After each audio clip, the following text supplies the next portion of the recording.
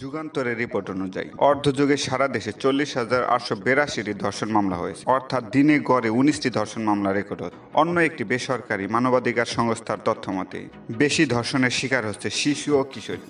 দেশে কিছুদিন পরপরই এমন অপ্রীতিকর ঘটনার সম্মুখীন হচ্ছে দেশের নাগরিক। ঘটনা তো ঘটেই যাচ্ছে, আদৌ কি তার বিচার হচ্ছে? এ প্রশ্ন সকলের মনে। এর জন্য দায়ী কে বা কারা, রাষ্ট্র নাকি সরকার? প্রথমত বলা উচিত সেই সব মানুষরূপী নরপিশাচের কথা যারা যুগের পর যুগ ধরে জন্ম নেয় মানুষ হিসেবে, কিন্তু তাদের পরিচয় ধর্ষক, আর তাদের শাস্তি একটাই, মৃত্যুদণ্ড। চলুন দেখি রাষ্ট্রীয় আইন মতে ধর্ষকের বিচার কি। বাংলাদেশে ধর্ষণের বিচার পরিচালিত হয় মূলত নারী ও শিশু নির্যাতন দমন আইন 2000 এর অধীন। পরে সংশোধনী আনলেও কথাটি এখানেই থেকে গেছে। এখানে অনেক কথা বলা থাকলেও নারী ও শিশু নির্যাতন দমন আইন 2009 এর 1 অনুযায়ী যদি কোনো ব্যক্তি কোনো নারী ও শিশুকে ধর্ষণ করেন, তাহা হইলে তিনি মৃত্যুদণ্ডে বা যাবজ্জীবন সশ্রম কারাদণ্ডে দণ্ডিত হইবেন এবং উহার অতিরিক্ত অর্থদণ্ডে দণ্ডিত হইবেন।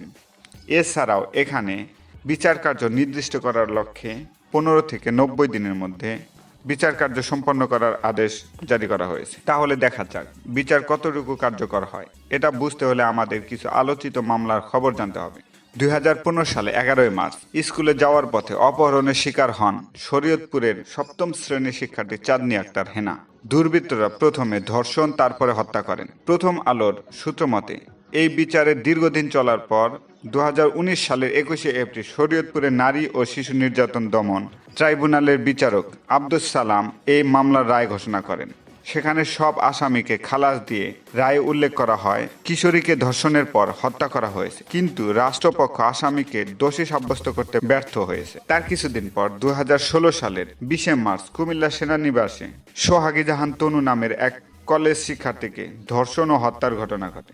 এ মামলায় অনেককে সন্দেহ করা হলেও সর্বশেষ তথ্য অনুযায়ী সম্প্রতি 21শে এপ্রিল হাফিজুর রহমান নামের এক সেনা সদস্যকে গ্রেফতার করা হয়। এখনো এ মামলার পুরোপুরি রায় ঘোষণা হয়নি। ফেনী নুসরাত জাহান হত্যা মামলা প্রথমে ধর্ষণ, পরে শরীরে আগুন লাগিয়ে দেয়। এ মামলা 16 জনকে মৃত্যুদণ্ড দিলেও এখনো কার্যকর করা হয়নি। মাগুরার আসিয়া হত্যা মামলার একজনকে মৃত্যুদণ্ড দিলেও এখন পর্যন্ত তার রায় কার্যকর হয়নি। আর আমাদের এই অধ্যায়ের বর্তমান নাম রামিস। রামিসে রাষ্ট্রের কাছে কি পায় সেটাই দেখার বিষয়।